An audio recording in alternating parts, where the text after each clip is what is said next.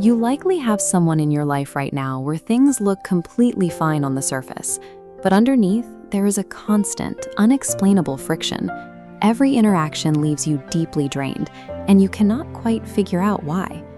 A routine rough patch usually responds to honest communication. This persistent discomfort remains, even when you have done everything possible to bridge the gap. You might be pouring immense emotional bandwidth into forcing a connection that yields a negative return, attempting to maintain a rhythm that no longer matches your actual life.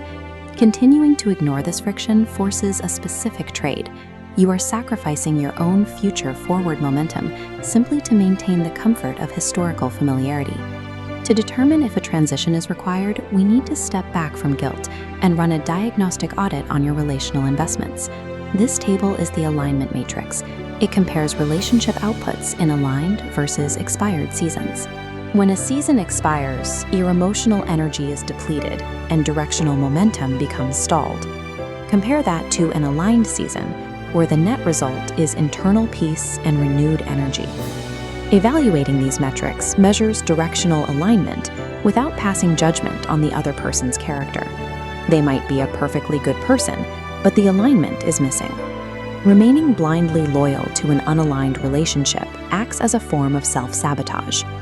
To stop guessing and start making clear decisions, you have to apply a strict evaluation framework. We can map out these decisions objectively using the relational discernment tree. It translates subjective feelings into clear directions. This flowchart begins with a simple diagnostic. What is your post-interaction energy? If everyday conversations leave you inexplicably emptied, you head down this path. By staying here, you burn emotional reserves meant for primary goals to maintain a negative return. The next node, visualizing a future without them. Is picturing distance brings baseline relief instead of panic, you are experiencing a telling response. This quiet relief indicates that your intuition is preparing you for stability. It's an objective signal, separate from any feelings of coldness or betrayal toward the other person. The friction isn't limited to the time you spend directly interacting with them. It heavily taxes your internal, private mental space.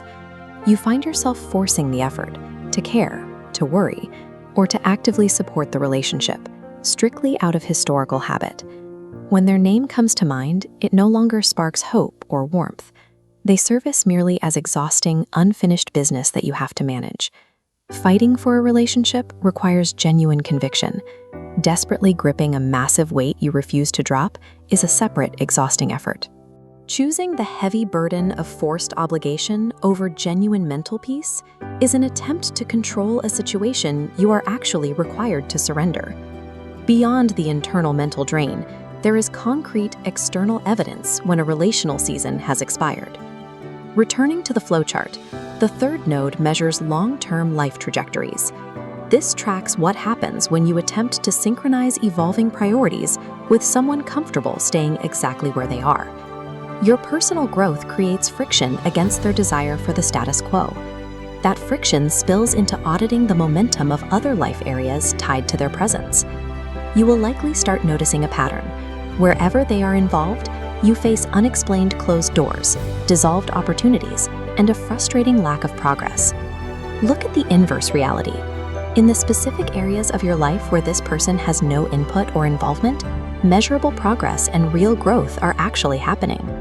Pausing your own advancement just to keep an incompatible partner comfortable is the hidden, unacceptable cost of holding on. Consistently landing on the release paths indicates a relationship that has transitioned out of its active phase. This 2x2 chart is the release readiness scorecard. It maps out exactly what you need to do next based on your current clarity and your willingness to act. First, the bottom right quadrant. This is for the guilt-ridden loyalists. You have high clarity on the signs, but your willingness to act is low because you feel bound by a sense of historical duty. If you are stuck here, you must intentionally choose the short-term friction of setting a boundary. That is the only way to unblock the stagnant areas of your life and move to a confirmed release. Then we have the transitioners.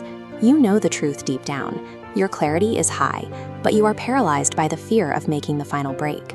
Stop waiting indefinitely for more evidence or external permission. You have to trust the internal confirmation you already possess and act on it. This is your ultimate trade-off.